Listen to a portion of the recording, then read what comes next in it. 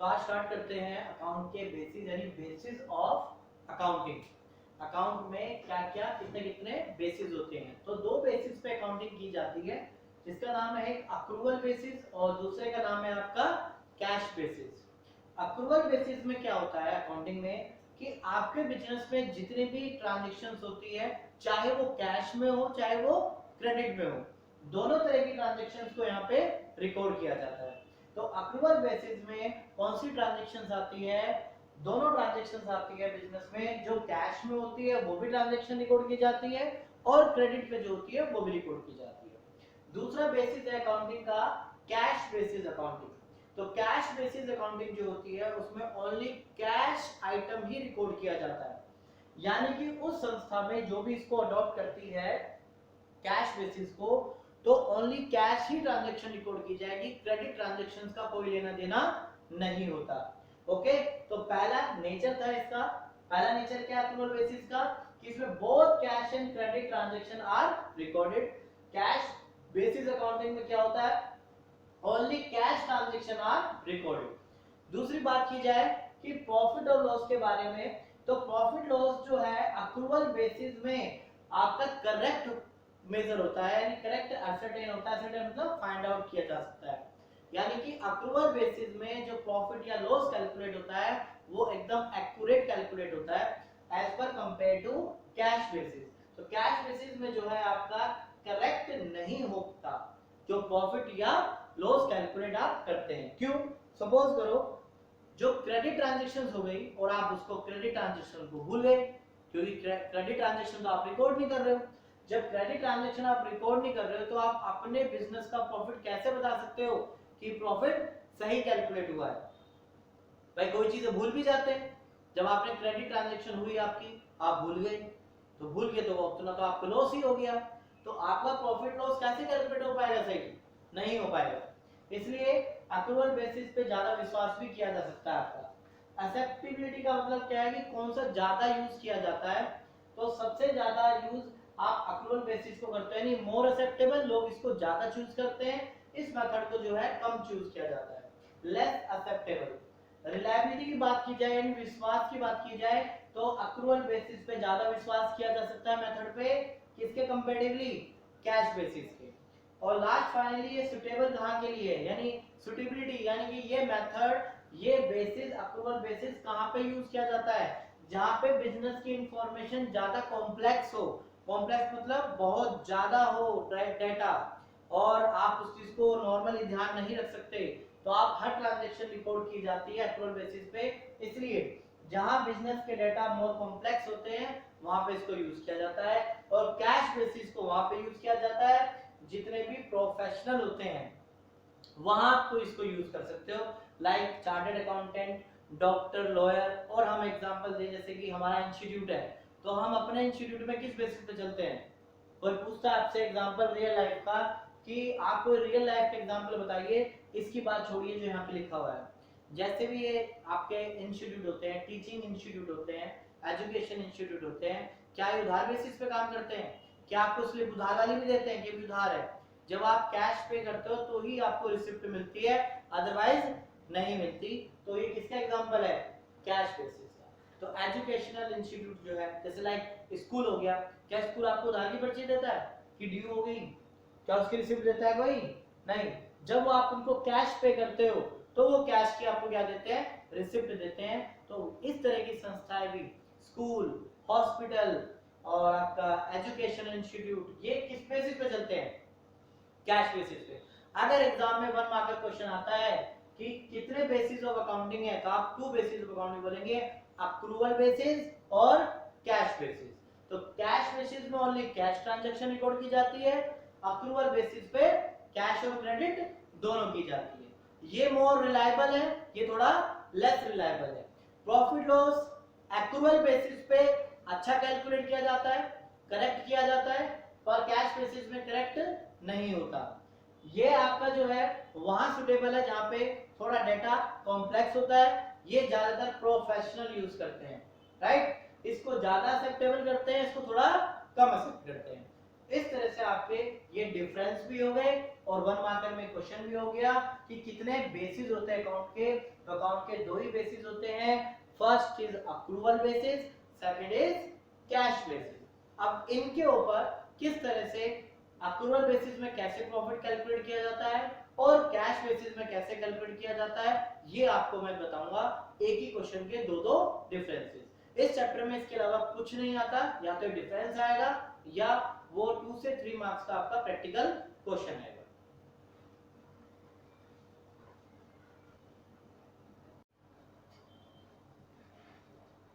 आइए बात करते हैं कि अक्रूवल बेसिस में किस तरह से इनकम कैलकुलेट की जाती है, प्रॉफिट कैलकुलेट किया जाता है, और अंडर कैश बेसिस में किस तरह से इनकम या प्रॉफिट को कैलकुलेट किया जाता है।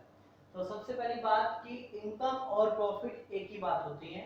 सबसे पहले तो आप अपने माइंड में ये बातें सेट करो, इनकम इक्वल्स टू प्रॉफिट।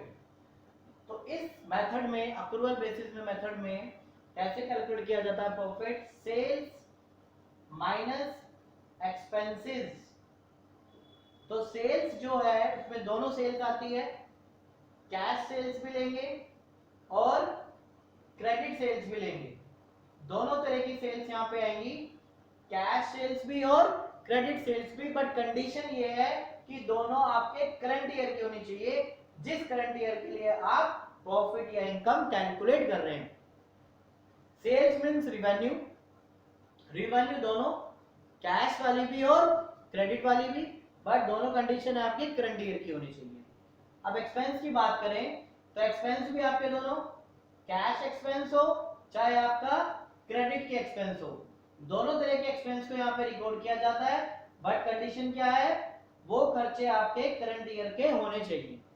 इसके बाद कैश बेसिस की बात करें तो कैश बेसिस में यानी कि इनकम जो कैलकुलेट की जाती है, यानी जो प्रॉफिट कैलकुलेट किया जाता है, उसमें सेल्स आपकी होनी चाहिए, किसमें, कैश सेल्स होनी चाहिए, और खर्चे भी कौन से होने चाहिए, कैश सेल्स और कैश वाले ही एक्सपेंस। और कैश सेल्स का ध्यान रखें, जो कैश सेल्स है, कैश सेल्स आपके चाहे प्रीवियस ईयर की हो, चाहे वो आपके करंट ईयर की हो, या चाहे आपके आने वाले साल की हो, एडवांस ईयर की हो, सब कैलकुलेट की जाती है, सब ले ली जाती है। यानी इस साल अगर पिछले साल की आपको मिली है सेल्स, मिली तो इस साल है ना, चाहे वो पिछले साल की हो, चाहे इस साल की हो, चाहे आने वाले साल की, इस साल रिसीव होगी तो इस साल की कैश सेल्स मान ली जाएगी। ऐसे ही एक्सपेंस में, एक्सपेंस में कौन से, कैश एक्सपेंस आपने इस साल अगर पे किए, चाहे वो रिलेटेड आपके करंट ईयर के हो, प्रीवियस ईयर के हो, या फिर आने वाले साल के आपने पे किए हो, सब माइनस कर दिए जाएंगे। यानी आपने इस साल कुछ भी पे किया है तो माइनस होगा, और आपने इस साल कुछ भी रिसीव किया है, चाहे वो सेल आपकी इस साल की है, चाहे पिछले साल वाली आपने इस साल रिसीव की हो, या आने वाली आपको एडवांस में रिसीव हो जाए, तो आप उसको कैश सेल्स में मान लेंगे, और वही इसी साल के सारे पिछले साल के आने वाले साल के खर्चे माइनस कर दिए जाएंगे। बट अक्रूवल बेसिस में उसी साल का होना चाहिए, यानी कोई भी आइटम ना आने वाले साल का ना कोई पिछले साल का, ओनली करंट ईयर का होना चाहिए, आगे पिछले से कोई मतलब नहीं है, वो अक्रूवल बेसिस के अकॉर्डिंग किया जाता है। और कैश बेसिस में आपका इस साल कुछ भी रिसीव हुआ है वो कैश सेल में डालेंगे, और कोई भी साल आपने पे किया है तो वो आप अपने कैश एक्सपेंस पे डालेंगे।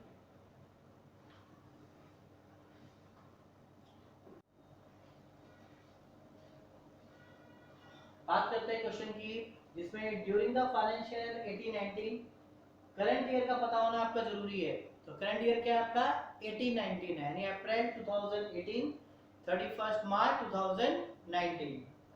Mohan had cash sales of ₹90,000, Mohan ने कैश सेल्स की है 90,000 एंड क्रेडिट सेल्स की है 60,000। उसके एक्सपेंसेस हैं for the year were ₹70,000, out of the which, जिसमें से 30,000 still to be paid. Still to be paid मतलब अभी पे करने बाकी हैं।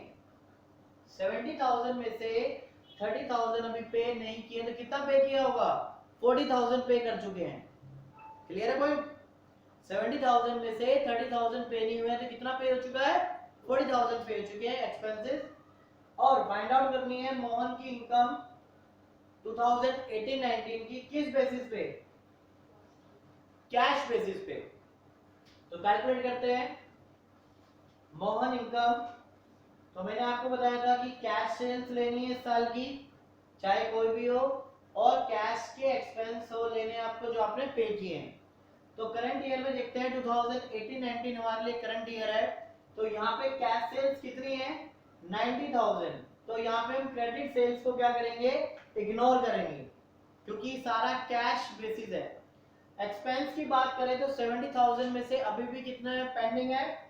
30,000, यानी 40,000 आपने पे कर दिए हैं। तो 40,000 आपके कैश के एक्सपेंस हैं। तो 90,000 माइनस 40,000 इक्वल्स टू 50,000। आंसर में रुपीस जरूर लगाइए। तो ये आपकी जो है मोहन की इनकम कैलकुलेट हो जाएगी। क्लियर है पॉइंट? तो cash sales minus cash expense, ठीक है। तो यहाँ पे कैश सेल्स है आपके 90,000। वो मैटर नहीं करता कि इस साल की आने वाले साल के, इस साल आपको कैश सेल्स कितनी रिसीव हुई है? 90,000। और कितना एक्सपेंसेस पे किए हैं वो आपका मैटर करता है।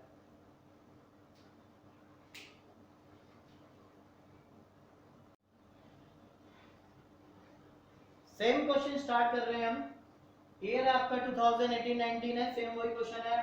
कैश सेल्स दी हुई है, क्रेडिट सेल्स दी हुई है, एक्सपेंस दिए हुए हैं। यहाँ पे मोहन की इनकम कैलकुलेट करनी है।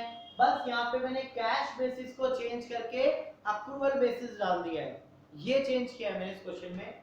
तो यहाँ पे मोहन की इनकम कैलकुलेट करते हैं। तो मोहन की इनकम कैलकुलेट कर रहे हैं, तो आपको मैंने बताया था यहाँ पे सेल्स आती है और माइनस क्या करते हैं? एक्सपेंसेस माइनस करते हैं। और सेल्स कोई भी चलेगी आपकी, चाहे कैश में हो या आपके क्रेडिट में हो। एक्सपेंसेस भी आपके दोनों चलेंगे, कैश में भी और आपके क्रेडिट में भी। बट ये कंडीशन है कि आपके करंट ईयर के होने चाहिए सारे एक्सपेंसेस और सेल्स, यानी 2018-19 से बाहर के नहीं होने चाहिए। अक्रूवल बेसिस में ये कंडीशन है। सो आपको कैश सेल्स कितनी दी है? 90,000। क्रेडिट सेल्स कितनी दी है? 60,000। एक ब्रैकेट में बंद करें, माइनस आपको एक्सपेंस सारे दिए हुए 70 टोटल, जिसमें 30 पे नहीं किए। तो हमें तो टोटल ही एक्सपेंस पता है, एक्सपेंस कितने हैं टोटल? 70। तो 1,50,000 में से माइनस कर देते हैं 70,000, तो आपका कैलकुलेट होके आता है 80,000। तो 80,000 जो है ये मोहन की इनकम कैलकुलेट हो जाएगी, राइट। तो दोनों सेल्स ली है, कैश सेल्स भी और क्रेडिट सेल्स भी। एक्सपेंस आपके 70 है, जिसमें से 30 जो है अभी पे नहीं किए, तो 40 पे कर दिए होंगे। पर लेने आपको क्या है इस मेथड में? दोनों लेने होते हैं, 70 के 70 ले लेंगे आप। 70 के अंदर दोनों है, पेड भी है और नॉट पेड भी है। तो माइनस करने पे जो रिजल्ट मिलेगा वो आपका मोहन की इनकम होगी एज पर अप्रूवल बेसिस।